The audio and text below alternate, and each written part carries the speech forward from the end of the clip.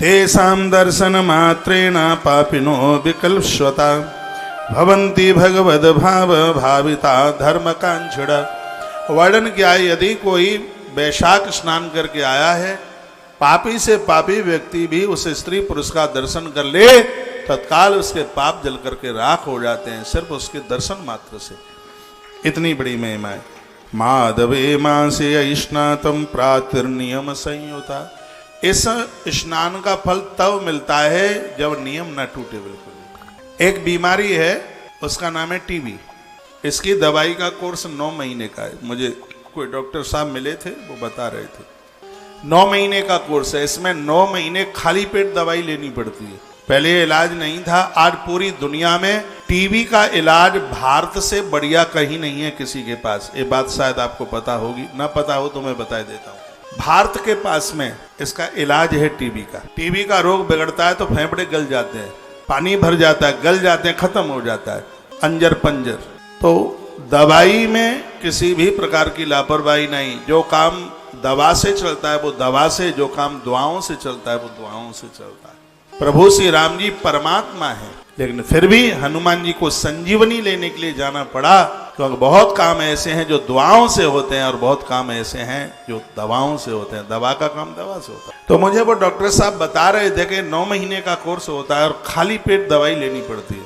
आपने 8 महीना दवाई ले ली और 1 महीना बकाया है। 8 महीना दवाई लेने के बाद यदि 1 दिन की भी बीच में एब्सेंट हो गई तो आपको फिर शुरू से 9 महीना पूरे करने पड़ेंगे। उसी प्रकार से एक एग्जाम्पल के तौर पर वैशाख मास में आप स्नान कर रहे हैं, यदि इसका बीच में संकल्प टूट गया तो ये वैशाख महात्म्य पूर्ण रूप से नहीं माना जाएगा।